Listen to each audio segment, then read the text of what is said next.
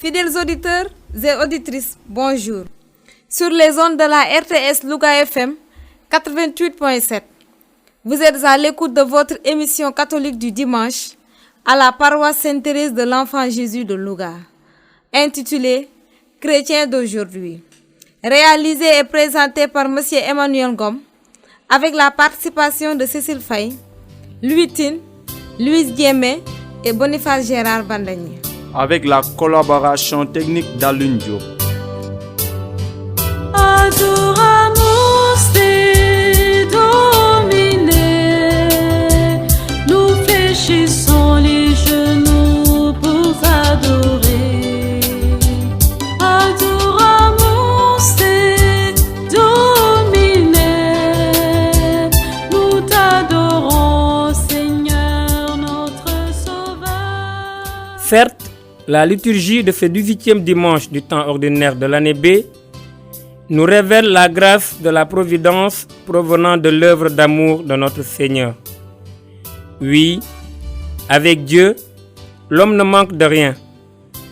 Aussi, sa foi nourrit l'espérance et sa fidélité envers le Maître de l'amour, Jésus-Christ, doit habiter ses pensées et animer toutes les actions de sa vie de croyant, afin de plaire au Seigneur Tout-Puissant. Ton esprit pour annoncer ta vie. Première lecture. L'Exode est l'événement fondateur du peuple de Dieu et de sa foi. Cette épopée, inlassablement racontée et relue, s'est progressivement enrichie de détails dont les sages se sont attachés à découvrir la valeur symbolique. Certaines de leurs réflexions ont été consignées par écrit. Entre autres, celle qui concernait la manne, don de Dieu en même temps qu'épreuve pour la foi. Lecture du livre de l'Exode. Dans le désert, la communauté des fils d'Israël réclamait contre Moïse et son frère Aaron. Les fils d'Israël leur dirent: « Ah, il aurait mieux valu mourir de la main du Seigneur au pays d'Égypte, quand nous étions assis près des marmites de viande, quand nous mangeons du pain à satiété. Vous nous avez fait sortir dans ce désert pour faire mourir de faim tout ce peuple assemblé. » Le Seigneur dit à Moïse: « Voici que, du ciel, je vais faire pleuvoir du pain. Le peuple sortira pour recueillir chaque jour sa ration quotidienne, et ainsi je vais le remettre à l'épreuve. Je verrai s'il obéit ou non à ma loi. J'ai entendu les récriminations des fils d'Israël. Tu leur diras: après le coucher du soleil, vous mangerez de la viande, et le lendemain matin, vous aurez du pain à satiété. Vous reconnaîtrez alors que moi, le Seigneur, je suis votre Dieu. » Le soir même, surgit un vol de cailles qui recouvrirent le camp. Et le lendemain matin, il y avait une couche de rosée autour du camp. Lorsque la couche de rosée s'évapora, il y avait à la surface du désert une fine croûte, quelque chose de fin comme du givre sur le sol. Quand ils virent cela, les fils d'Israël se dirent l'un à l'autre: « Manhu », ce qui veut dire « qu'est-ce que c'est ?» car ils ne savaient pas ce que c'était. Moïse leur dit: « C'est le pain que le Seigneur vous donne à manger. » Parole du Seigneur Tout-Puissant. Nous rendons grâce à Dieu. Maître de la paix, toi le Sauveur qui nous redonne paix. Ouvre nos cœurs pour rencontrer ton cœur. Donne ton esprit pour annoncer ta vie. Deuxième lecture. Le baptême qui fait du croyant un homme nouveau, créé à l'image de Dieu, ne l'immunise pas contre les tentations intérieures et extérieures d'un retour à l'état dont il a été libéré. Chacun doit s'efforcer de progresser jour après jour sur le chemin que le Christ a ouvert, mais dont le tracé n'est pas déterminé à l'avance. Lecture de la lettre de Saint Paul apôtre aux Éphésiens. Frères, je vous le dis, je vous l'affirme au nom du Seigneur, vous ne devez plus vous conduire comme les païens qui se laissent guider par le néant de leurs pensées. Lorsque vous êtes devenus disciples du Christ, ce n'est pas cela que vous avez appris. Si du moins, c'est bien lui qu'on vous a annoncé et enseigné, selon la vérité de Jésus lui-même. Il s'agit de vous défaire de votre conduite d'autrefois, de l'homme ancien qui est en vous. Corrompu par ses désirs trompeurs, laissez-vous guider intérieurement par un esprit renouvelé.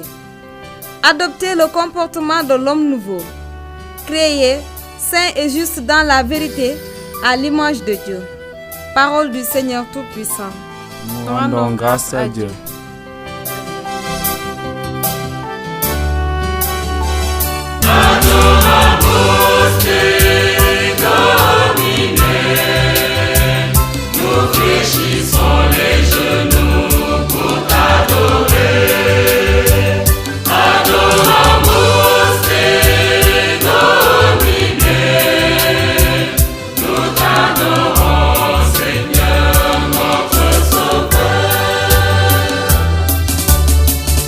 L'objet principal, ultime de notre recherche, doit être non le pain matériel, symbole des biens nécessaires à la vie terrestre, mais Jésus, vrai pain descendu du ciel, pour la vie qui ne finit pas. Comme la multiplication des 5 galettes d'orge, l'Eucharistie met la foi à l'épreuve et en même temps la conforte.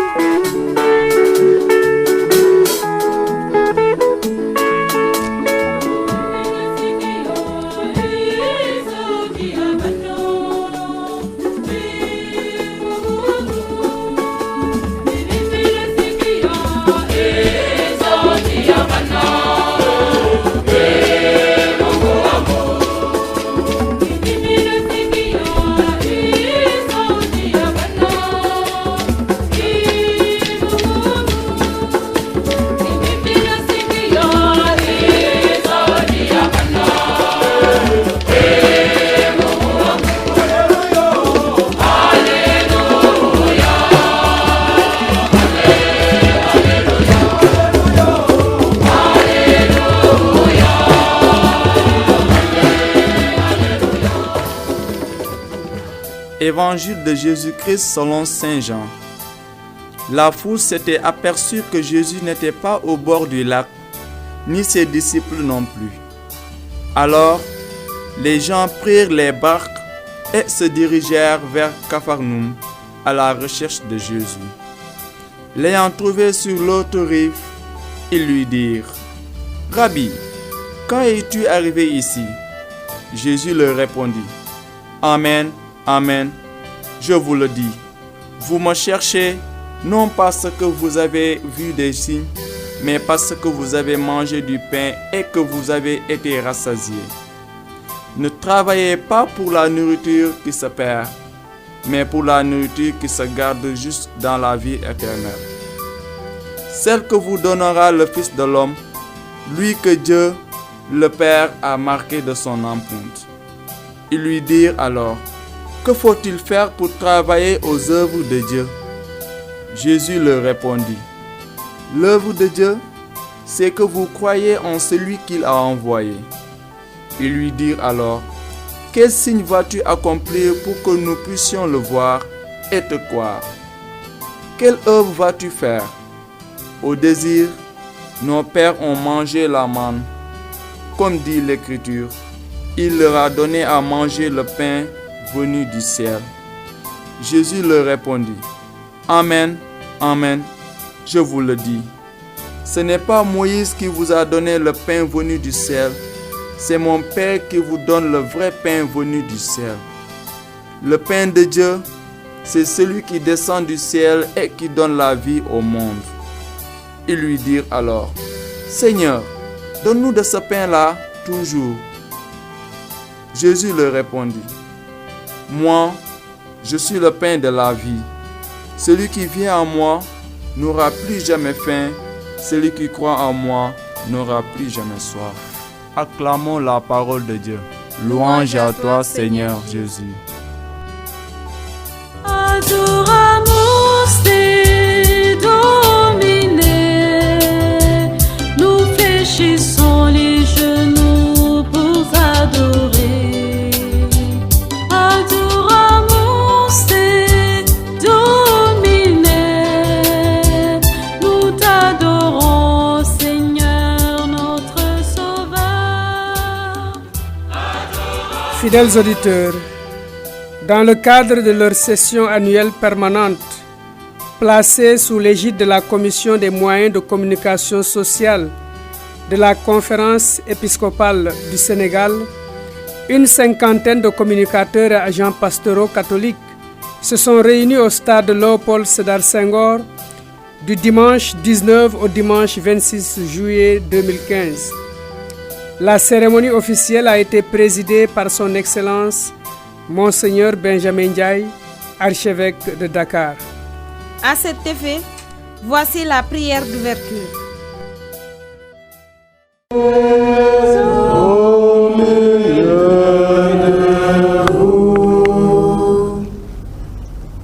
Seigneur Jésus, merci pour ta présence au milieu de nous. Toi qui es venu nous communiquer la vérité du Dieu d'amour,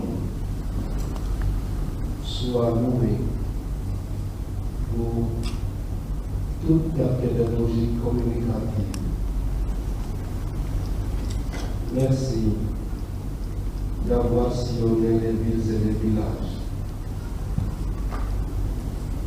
attentif aux besoins des populations.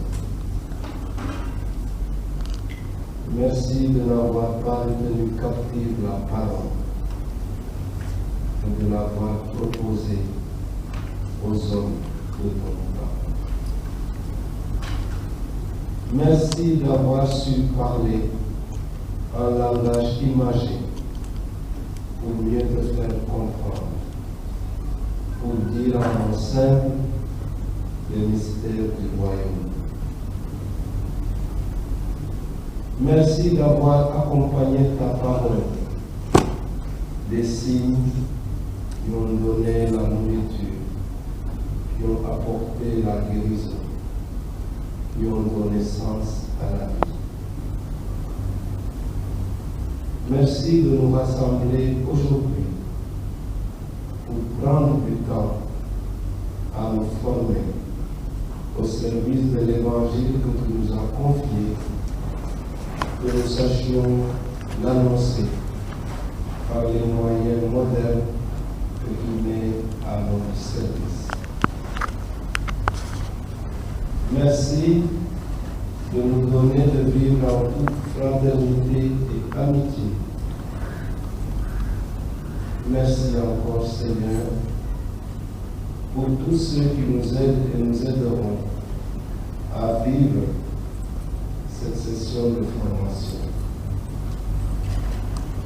Merci pour la fondation Konrad Adenauer qui nous aide et nous soutient. Merci pour Cécile et tous ses collaborateurs qui nous accueillent dans ce beau cadre du stade Léopold Sédar Senghor. Merci pour tous les formateurs qui nous aideront à avancer. Merci encore, Seigneur, pour toutes les découvertes que nous ferons, qu'elles nous aident à mieux savoir que tu fais encore des merveilles aujourd'hui. Unis dans le même esprit, nous voulons dire maintenant la prière que tu nous as enseignée. Notre Père, qui es aux cieux, que ton nom soit sanctifié, que ton règne vienne, que ta volonté soit faite sur la terre comme au ciel. Donne-nous aujourd'hui notre pain de ce jour. Pardonne-nous nos offenses, comme nous pardonnons aussi à ceux qui nous ont offensés, et ne nous soumets pas à la tentation, mais délivre-nous du mal. Vierge Marie, toi aussi, tu peux être notre éducatrice dans la communication. Tu peux nous apprendre à communiquer avec Dieu en sachant être à l'écoute de sa parole, pour dire avec toi dans l'obéissance de la foi, fiat, que ta volonté soit faite, Seigneur. Vierge Marie, tu peux encore être notre éducatrice, quand tu nous apprends à savoir ouvrir nos yeux et notre cœur pour découvrir les merveilles de Dieu et dire avec toi en communion avec ta cousine Élisabeth, magnifiante, mon âme exalte le Seigneur. Vierge Marie, tu peux encore améliorer notre communication en nous apprenant qu'il faut d'abord accueillir dans notre cœur la parole de Dieu, la ruminer profondément, conserver, toi qui conservais ces événements et les méditer dans ton cœur. Apprends-nous à renoncer à toute communication superficielle. Donne-nous d'approfondir les choses en sachant nous mettre à l'écoute de la parole de Dieu. Enseigne-nous encore le courage dans la communication pour être au service de la vérité. Cette vérité peut être crucifiante, être conduite jusqu'au pied de la croix. Ora, stabat. Enfin, avec toi, Vierge Marie, nous voulons prier pour toutes les merveilles que ton Fils donne aux hommes d'aujourd'hui. Je vous salue, Marie. Pleine de grâce, le Seigneur est avec vous.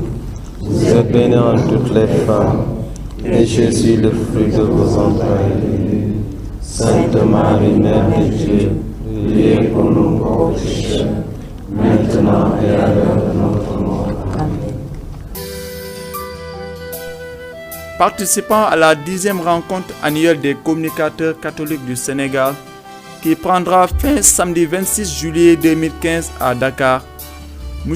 Emmanuel Ngom, délégué du diocèse de Saint-Louis, venant plus exactement de la paroisse Sainte-Thérèse de l'Enfant Jésus de Louga, a partagé avec ses collègues une méditation dans laquelle il a désigné Dieu comme premier communicateur, le communicateur par excellence, mais aussi le premier auditeur.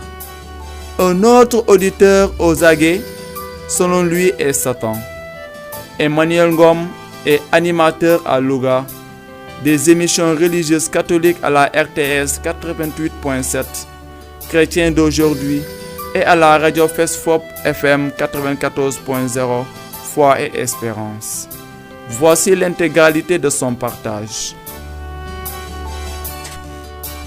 Pour les hommes de foi que nous sommes, certes, Dieu est notre premier communicateur, lui qui a créé le monde à partir de sa parole, mais il est également notre premier auditeur prompt à rester à l'écoute de notre réaction.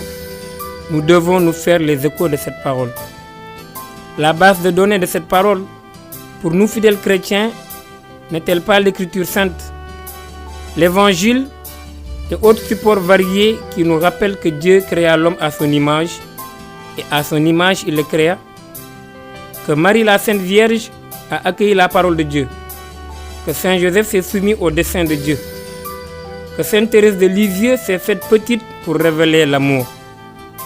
Le maître de l'amour Jésus-Christ s'est pourtant saisi du fouet pour interdire que l'on fasse de la maison de son Père un lieu de commerce. L'évidence est quand même le fait que Jésus-Christ est venu pour sauver l'humanité tout entière. Dès lors, il est important de se rappeler cette mission d'antan donnée par Jésus aux disciples et qui revient à la charge des apôtres de notre temps que nous sommes. Cette mission nous contraint de diviser la poire en deux, en tenant compte tant du spirituel que du temporel. Pour nous, communicateurs catholiques, c'est le lieu de dire que nous sommes à la fois contraints de consommer Vatican, c'est-à-dire vivre notre foi, en nous débattant comme il le faut dans le consommé sénégalais. Que le Saint-Esprit continue de veiller sur nous pour nous permettre d'être porteurs du salut. Un auditeur est souvent aux aguets, c'est Satan.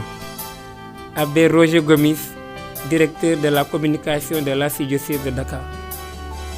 Monsieur Emmanuel Ngom, au cours de votre session de formation présidée par Monseigneur Benjamin Ndiaye, archevêque de Dakar, vous avez réalisé un mot de reconnaissance envers Monseigneur Ndiaye.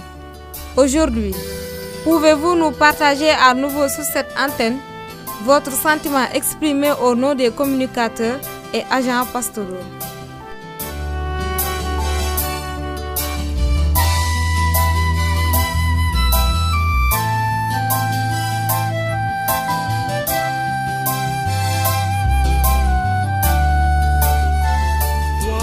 Excellence, Monseigneur Benjamin Ndiaye, frère en Christ et Père spirituel, gloire soit rendue pour vous au Dieu d'amour, de tendresse et de miséricorde, qui vous a fait cheminer de votre Fadiout natal à cette cathédrale du souvenir africain, votre nouveau siège de successeur du cardinal Sarr après Kaolack et vos prédécesseurs ici à l'archevêché.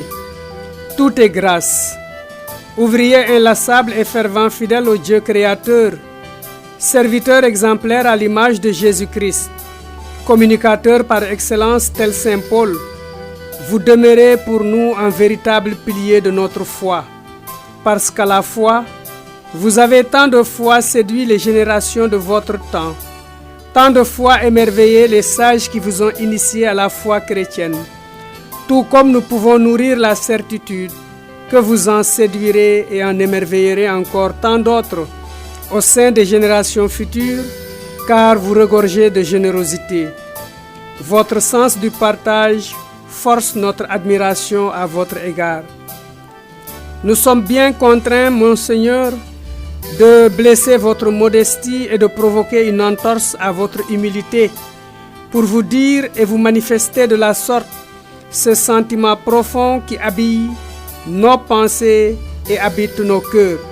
Certes, vous connaissez mieux que quiconque les secrets de la force spirituelle que Dieu qui vous a appelé à la suite du Christ a placé en vous. Quant à nous autres, profitons bien de vos prières pour recueillir les grâces abondantes qui s'en déversent et nous arrosent à l'image des fleurs de Sainte Thérèse de l'Enfant Jésus qui nous tombent du haut du ciel. Oui, Monseigneur, votre savoir-être doublé de votre savoir-faire au milieu de nous constitue et demeure pour nous, pour l'Église universelle famille de Dieu et pour le monde contemporain, un très riche trésor à préserver. Votre capitale expérience au plan spirituel n'est plus à démontrer et constitue sans doute une force fondamentale et impérissable, socle d'espérance pour notre salut, si nous savons bien y puiser pour nous en abreuver et étancher notre soif d'amour. Alors, nous n'aurons plus rien à envier à la Samaritaine face à Jésus-Christ. Et dès lors, il s'agira seulement pour nous d'en remplir nos vies en usant de l'amour immense et de la bonté infinie que vous nous avez toujours partagé sans réserve. Du Sénégal de la Teranga à la Jérusalem céleste, en passant par tous les sols sacrés, les différents sites, temples et autres lieux saints, merveilles de Dieu que vos pas ont foulés. Vous avez aussi usé sans réserve vos souliers de pèlerins et de guides très engagés. Avec le Christ en vous, la parole s'est faite chair, et vous vous en servez à merveille pour nous séduire et nous émerveiller par la riche valeur de vos prédications. Et c'est pourquoi maintenant, nous vous confions au Seigneur Tout-Puissant, le Dieu de miséricorde, afin qu'il vous accorde santé et longue vie, et qu'il continue de guider vos pas sur les sentiers tracés par le Christ Jésus, notre Sauveur, qui vit et règne avec nous, maintenant et pour les siècles des siècles. Amen.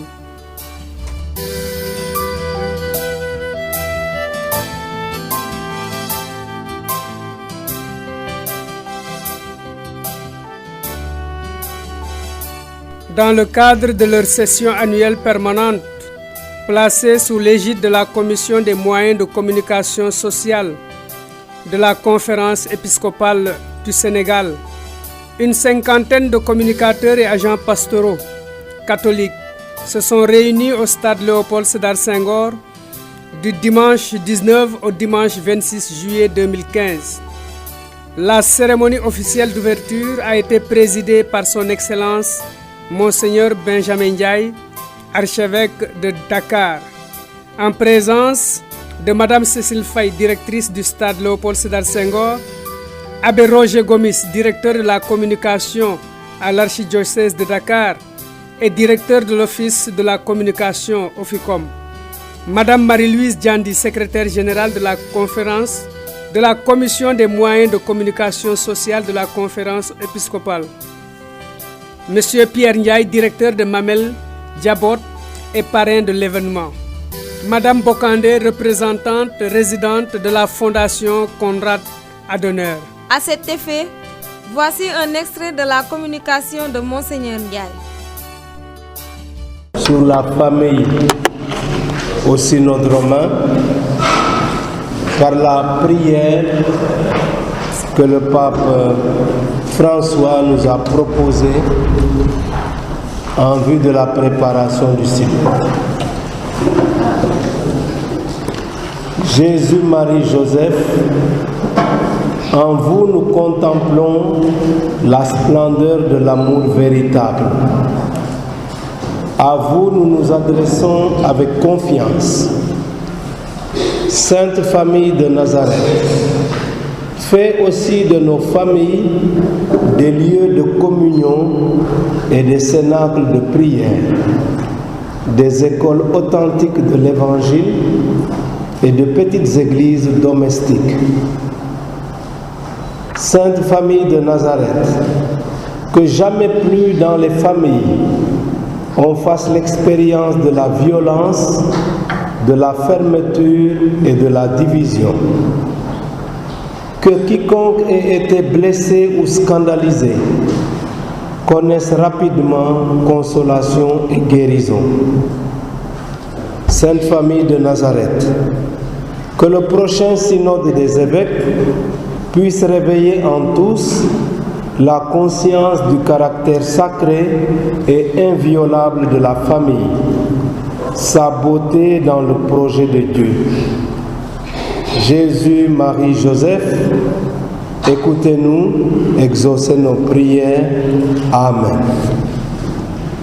Je disais l'autre jour dans une interview aux équipes Notre-Dame que nous pouvions prendre le slogan JMJ, pas simplement pour les Journées mondiales de la jeunesse, mais pour parler de la Sainte Famille de Jésus, Marie, Joseph, JMJ.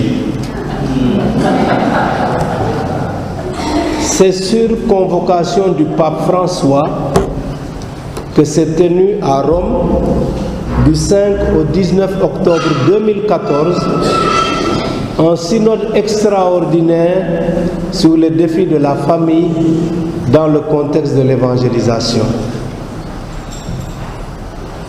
Pour moi, ce fut un synode interpellant, compte tenu de la variété des préoccupations et de la diversité des contextes qui ont été évoqués. Il ne pouvait pas en être autrement parce que la famille est une institution fondamentale aussi bien pour l'Église que la société. La famille est au cœur de l'histoire humaine. Elle est l'entité première qui accueille et façonne l'homme.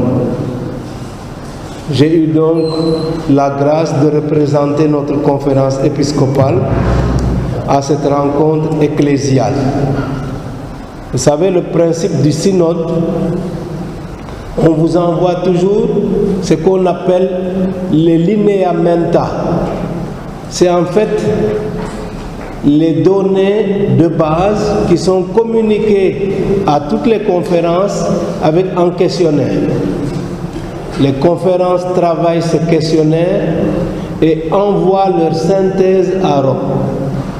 Rome, avec son comité de travail, synthétise toutes les synthèses venant de différents pays pour produire ce qu'on appelle l'instrumentum laboris, c'est-à-dire le document de travail.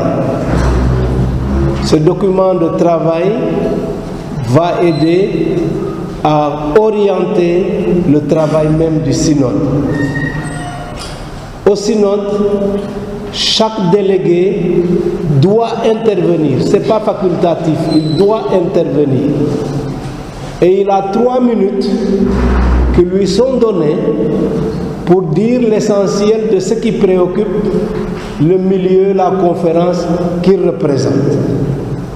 Et donc voici ce que moi j'ai d'abord eu à dire, c'est que pour nous, parler de la famille suppose de se référer à 3 entités essentielles.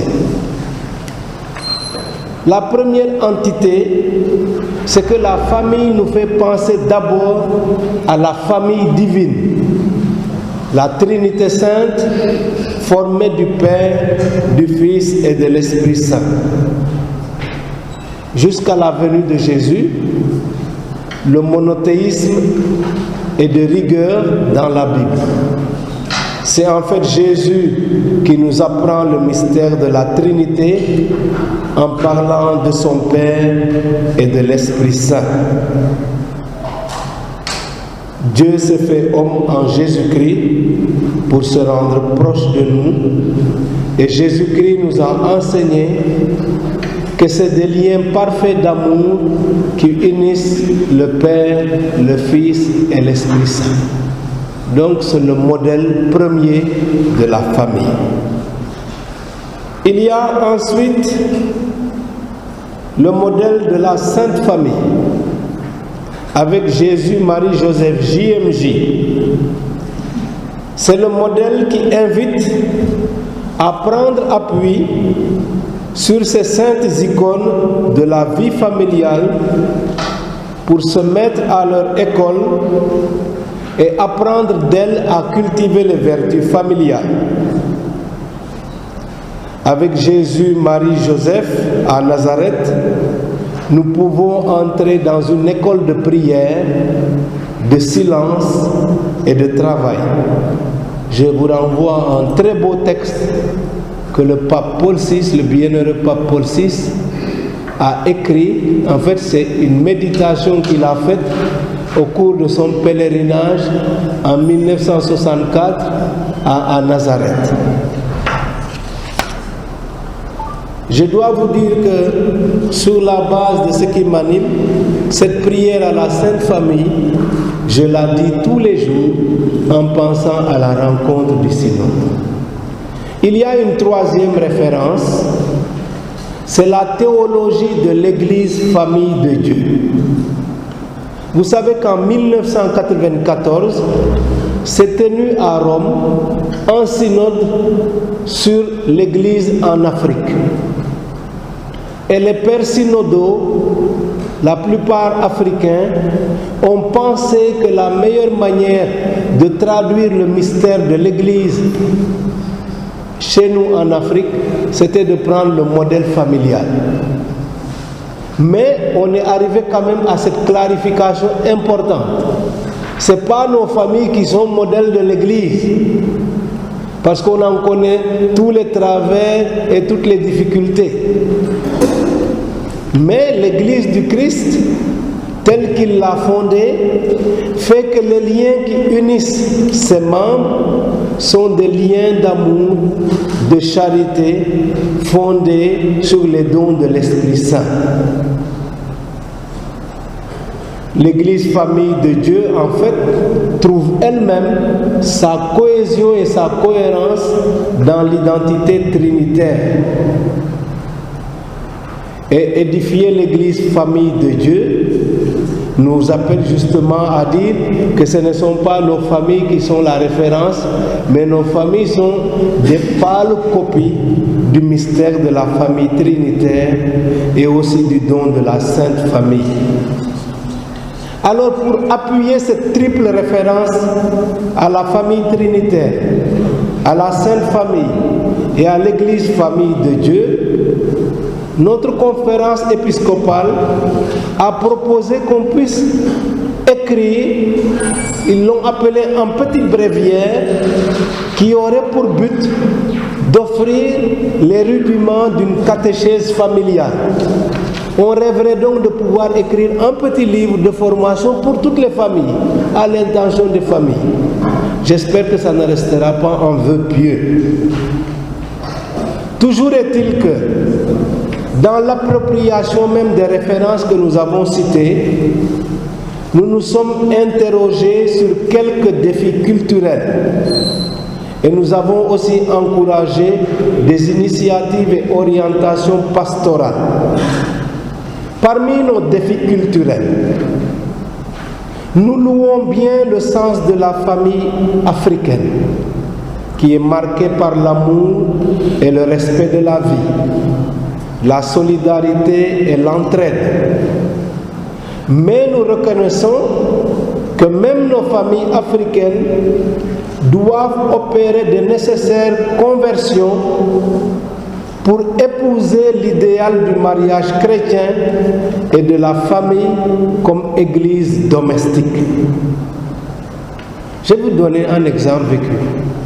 J'ai fait une visite pastorale dans un village, dans le secteur rural, et après la messe, on a rencontré les fidèles dans une discussion à bâton rompu. La première question qui m'a été posée: Monseigneur, moi j'ai hérité d'hôtels traditionnels pour les libations. Qu'est-ce que je dois faire par rapport à ma pratique chrétienne? Deuxième question: Monseigneur, mon grand frère est décédé. La tradition m'a imposé de prendre sa femme comme deuxième épouse. Pourquoi je ne peux plus communier? Troisième question: Monseigneur, ma fille a été demandée en mariage par un musulman. Difficulté, elle sera troisième ou quatrième épouse. Qu'est-ce que je dois faire? Voilà le type de questions que nous rencontrons dans la pastorale. Et ça, je n'invente rien, c'était au mois de juin passé simplement que j'ai vécu ça, alors que j'étais allé faire des confirmations. Il faut donc répondre à ces défis culturels pour épouser l'idéal du mariage chrétien et de la famille. C'est pourquoi il faut insister sur la mission du Christ qui vient accomplir la tradition dans un dépassement qui l'élève. En même temps, nous sentons bien que c'est la relation vitale avec le Christ, dans son caractère primordial, qui peut conduire dans la pratique à opérer les ruptures nécessaires. Quand j'étais à Kaolack, je me suis rendu compte que ce qu'on appelle le lévira, le fait d'hériter de la femme de son frère, est encore très ancré dans la tradition là-bas. Alors, quand on leur dit oui, c'est dans la tradition d'autrefois, c'était une manière d'assurer la continuité de la lignée et d'offrir une protection. Mais si vous dites au monsieur chrétien qui hérite de la femme de son frère, mais considère cette femme comme ta sœur et tiens-toi à cela, il va dire: ah non, non, ça ce n'est pas possible. Voilà ce qui arrive le plus souvent. En même temps, donc, nous sentons que c'est la relation vitale au Christ qui doit faire les ruptures. Sous le poids des traditions locales en plus, la pratique de la polygamie est encore là, bien présente. Mes parents m'encagnent, vous m'avez bien entendu. Le lévira est là, bien présent. Et il s'y ajoute le concubinage. Les gens ne veulent pas se marier tout de suite à l'église. Alors ils vont vivre comme ça pendant des années. Parfois ils vous disent on n'a pas de quoi faire les dépenses. Et on dit mais on peut vous faire un mariage simple. Mais dit mais c'est pas vous, c'est la société qui nous demande de faire des dépenses. D'autres préoccupations majeures nous ont été aussi posées. Le mariage avec disparité de culte, c'est-à-dire le mariage entre un chrétien et un non-chrétien. Depuis que je suis arrivé à Dakar, j'ai déjà dû signer au moins une trentaine de mariages comme ça. C'est l'environnement majoritairement musulman dans lequel nous vivons qui nous y oblige, mais il faut que la partie chrétienne sache bien dans quelles conditions l'évêque peut donner la dispense pour que ce mariage ait lieu. Il faut que la partie musulmane accepte, si elle veut s'engager dans ce mariage, que ce soit un mariage monogamique, un homme, une femme, mariage indissoluble pour la vie. Par ailleurs, notre conférence a aussi posé la question de l'accueil de mères célibataires. Il y en a beaucoup dans nos communautés. Sans compter maintenant les divorcés mariés ou des couples non mariés. La disparité de culte nous demande une certaine prudence. Parce que l'enjeu, c'est de faire en sorte que la partie chrétienne ne perde pas sa foi en s'engageant dans un mariage avec disparité de culte. Quant aux autres types de mariage, ils demandent aussi beaucoup d'attention pastorale. Ce que nous avons noté, c'est que dans la culture ambiante, culture favorisée par l'influence grandissante des médias et compte tenu des défis culturels, nous sommes en même temps confrontés à d'autres défis de caractère moral. C'est la banalisation de la sexualité, l'infidélité posée en système, la pratique de l'avortement, le divorce, la menace du désordre moral lié au mariage de personnes de même sexe. Et ne me dites pas que l'homosexualité n'existe pas ici. Elle est bien réelle dans la société. Ne nous fermons pas les yeux. Ce sont là autant de défis auxquels il nous faut répondre. Mais comment y répondre? Nous pensons qu'il faut faire une formation qui permette aux chrétiens de mieux cultiver leur relation personnelle avec le Christ. Parce que cette relation personnelle avec le Christ qui va qualifier la relation que nous pouvons vivre dans le mystère du mariage. Nous préconisons aussi de promouvoir les mouvements chrétiens d'inspiration conjugale et familiale, comme les équipes Notre-Dame. Il a existé autrefois les foyers imitateurs de la Sainte Famille. C'est dommage, je ne sais pas comment on pourrait les remettre en ordre, mais ça serait une bonne chose. Il faudrait aussi renforcer la prière chrétienne en famille. On a même suggéré que dans les maisons, il puisse y avoir un coin de prière de la maison familiale, où la Bible est exposée, où on peut aussi l'ouvrir de temps en temps pour écouter ensemble la parole de Dieu. Il faut aussi favoriser les regroupements familiaux à l'occasion de certains événements ecclésiaux, messe dominicale, baptême, confirmation. Il y a quelque chose que nous avons tenté pour les pèlerinages au lieu saint de la chrétienté depuis quelques années. Quand nous allons maintenant à Cana, les couples qui sont là, nous les invitons à participer à une cérémonie de rénovation des promesses conjugales. Et c'est un moment très fort du pèlerinage. On a eu une quinzaine de couples qui étaient là au dernier pèlerinage et je vous assure, c'était magnifique. On devrait mettre plus en valeur la fête de la Sainte Famille, pouvoir même décorer des couples qui ont tant d'années de mariage, bénir les enfants, faire en sorte que peut-être tous ceux qui ont été mariés pendant l'année, on puisse les mettre en valeur. Tant de choses. Il faudrait aussi renforcer les commissions diocésaines de la famille. Et enfin, il faudrait donner plus de soin à la préparation au mariage. À travers des sessions, ça se fait beaucoup maintenant à Dakar, où on aborde différents points. Il y a le point de vue juridique, il y a le point de vue médical, il y a le point de vue sacramentel, etc. Et puis le point de vue même de la célébration. Que l'on puisse faire ces préparations au mariage. Et même quelqu'un disait, il faut qu'on puisse se donner comme responsabilité, quand on a été prêtre célébrant d'un mariage, de se donner comme mission de pouvoir accompagner ce couple-là le plus longtemps possible.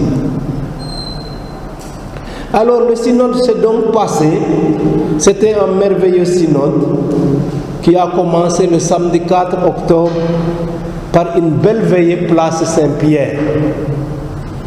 Une veillée qui avait été organisée par la conférence épiscopale italienne. Et on a eu des témoignages bouleversants des familles. Le témoignage qui a le plus retenu mon attention, c'est une famille qui était disloquée. Papa et maman avaient décidé qu'ils ne s'entendaient plus. Ils se sont séparés. Et chacun a mené sa vie pendant quelques années, tout en ayant la nostalgie de l'autre, mais en n'ayant pas la simplicité et le courage de revenir pour demander pardon. Et puis un jour, chacun a décidé de son côté qu'il allait franchir le pas. Sans qu'ils se soient donné le mot, ils se sont rencontrés comme par hasard. Dit tiens, je voulais te dire que à moi aussi bon. Paf, et la réconciliation s'est faite là. Quelque chose de magnifique. Et ils ont dit, quand nous pensons à tout le temps que nous avons perdu, simplement par esprit de vengeance, par respect humain, par gêne, etc. Et les enfants de répondre, et papa et maman, vous avez vu dans quelle situation vous nous avez mis pendant toutes ces années? Nous ne savions pas s'il fallait aller de tel côté ou de l'autre. Ça a été un grand moment de la préparation au synode. Et on nous a dit, la famille est une école d'humanité. Le dimanche 5 octobre, c'était l'ouverture officielle avec la messe présidée par le pape François à la basilique Saint-Pierre. C'était en présence du reliquaire de Sainte Thérèse de l'Enfant Jésus et aussi d'images des parents de Sainte Thérèse de l'Enfant Jésus. Dans son homélie, le pape a dit, les assemblées synodales ne servent pas à discuter d'idées belles et originales ou à voir qui est le plus intelligent. Elles servent à cultiver et à mieux garder la vigne du Seigneur pour coopérer à son rêve, à son projet d'amour sur son peuple. Dans ce cas, le Seigneur nous demande de prendre soin de la famille qui, depuis les origines, est partie intégrante de son dessein d'amour. Et le pape nous a dit, le synode se déroule cum Petro et sous Petro, avec Pierre et sous l'autorité de Pierre. Et ça, c'était une information importante parce qu'il y en a qui doutaient, oui mais le pape on ne sait pas qu'est-ce qu'il pense, etc. Ma présence est la garantie de l'orthodoxie qu'il faut préserver dans tout ce qui va être dit ici. L'ambiance était très bonne. À côté de la salle du synode, il y a une chapelle où on peut prier avant les séances et où était exposée une photo des parents de Sainte Thérèse de l'Enfant Jésus. Alors le principe du synode est très simple. Il y a un rapporteur général après la prière introductive et la méditation. Le rapporteur général nous a fait la synthèse de tout ce qui a été donné comme avis par les conférences épiscopales. Alors vous me direz en quelle langue? Il y a traduction simultanée. Donc on peut brancher son casque et avoir, en plus du texte qu'on a devant soi dans sa langue, pouvoir entendre la traduction. Après que le rapporteur général a parlé, sous forme de parties, de thèmes déterminés, les intervenants sont programmés. Chacun 3 minutes. Quand tu dois parler, ton nom s'affiche automatiquement à l'écran, le voyant s'allume près de toi et tu parles, ta photo apparaît et au bout de 3 minutes, même si tu continues à parler, personne ne t'entend plus parce qu'on t'a coupé le sifflet. C'est comme ça que ça se passe. Et donc, on passe pratiquement une semaine à écouter toute la journée. Une semaine à écouter. Heureusement que les participations, les propos des pères synodaux sont de temps en temps ponctués par des interventions de laïcs ou d'invités. Alors ça a amené un peu de baume au cœur parce que, en général, c'était des interventions très réalistes et qui nous permettaient de bien rebondir. Il s'est agi dans tous les cas de faire l'état des lieux. Quand tout le monde est passé, l'équipe du rapporteur s'est réunie. On nous a donné vacances en samedi et eux ils ont travaillé tout le week-end pour dès le lundi nous offrir une nouvelle synthèse qui provient de toutes les prises de parole. Alors c'est cette synthèse-là qui a posé quelques problèmes. Parce qu'il y a eu quelques propos sur l'homosexualité qui ont été mal interprétés. On a fait croire que le synode avait béni maintenant l'homosexualité, alors que ce n'était qu'un texte transitoire de réflexion et que ça ne reflétait pas donc le message final du synode. Bon, on a tenu acte de ça. Comme les médias se sont saisis de ça, ont été partout raconter tout ce qu'ils voulaient, on est revenu à la charge pour clarifier cela. Et on nous a mis après en carrefour par groupe linguistique. Dans un groupe, il y avait entre 30 et 40 personnes. Et ça venait s'ajouter à ce qui avait été dit pour en rectifier les choses. Le travail fait par les groupes linguistiques, plus la deuxième synthèse, tout cela est refondu pour donner un texte final qui fait l'objet d'un vote des pères synodaux, paragraphe par paragraphe. Alors, pour le vote, chacun a une manette électronique. On dit, paragraphe numéro tant, vous pouvez appuyer sur planchette pour dire ça me plaît, donc je suis d'accord. Non planchette, je ne suis pas d'accord. Ou abstinéo, je m'abstiens. Aussitôt le compute est fait, on peut dire le paragraphe tant a été voté, tant de oui, pourcentage, tant de non, etc. Ça, tout s'est passé comme cela. Quand on a fini tout cela, on nous a lu un message au nom du synode pour le peuple de Dieu et pour tous les hommes de bonne volonté. On a lu le message, on l'a examiné, il a été amendé avant d'être adopté.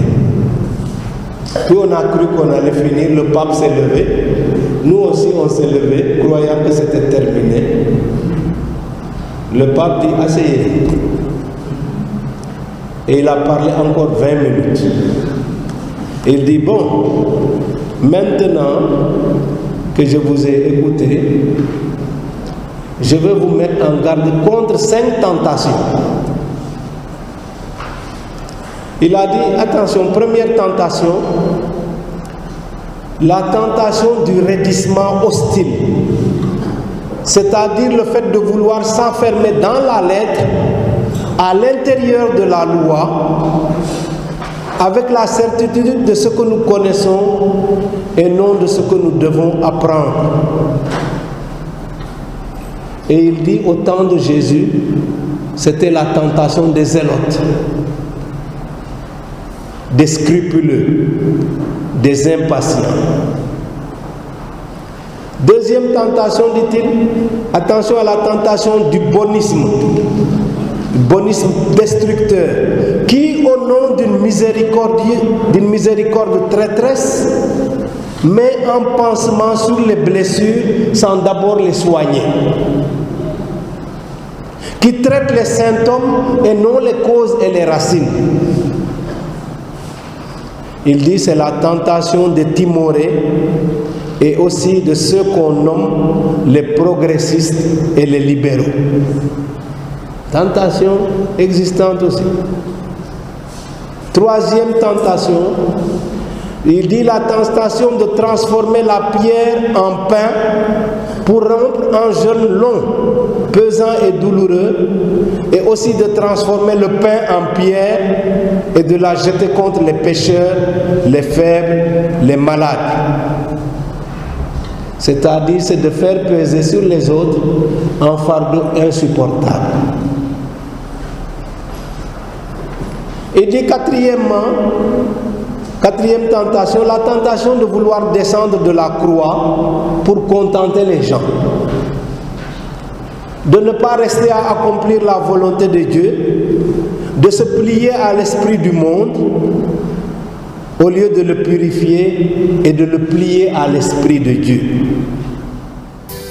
Amis croyants, fidèles auditeurs et auditrices, sur les ondes de la RTS Louga FM 88.7, vous étiez à l'écoute de votre émission catholique du dimanche à la paroisse Sainte-Thérèse de l'Enfant Jésus de Louga, intitulée Chrétiens d'aujourd'hui, réalisée et présentée par M. Emmanuel Ngom, avec la participation de Cécile Faye, Louis Tine, Louise Diémé et Boniface Gérald Bandagny, avec la collaboration technique d'Alune Diop.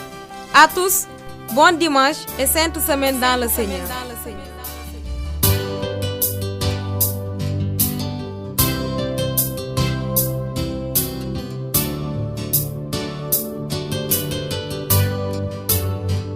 Adoramus te Domine, nous fléchissons les genoux pour t'adorer.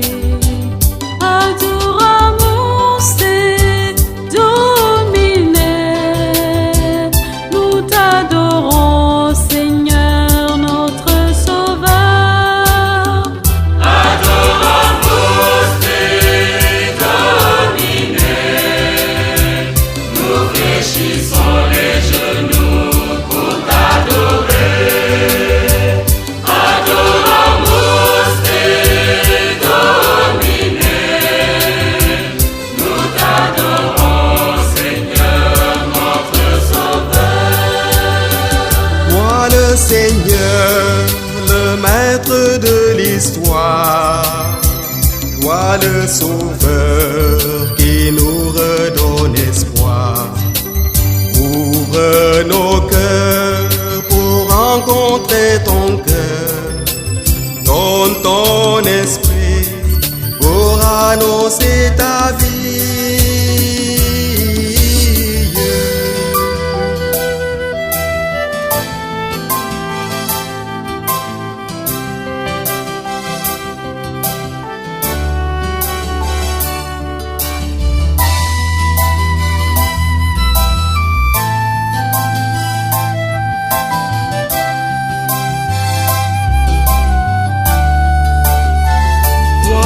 Seigneur, le maître de la paix, toi le sauveur qui nous redonne paix.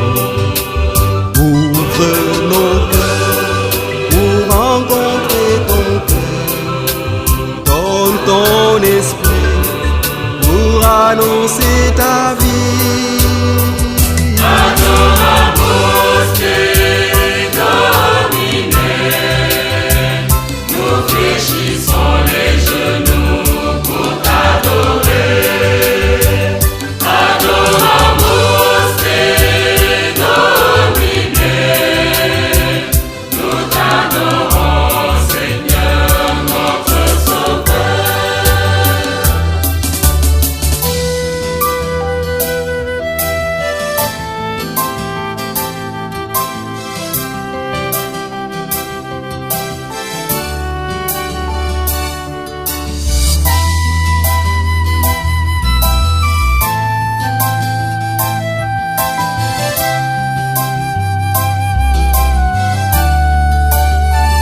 Toi le Seigneur, le maître de l'amour, toi le sauveur qui nous redonne amour. Ouvre nos cœurs pour rencontrer ton cœur. Donne ton esprit pour annoncer ta vie.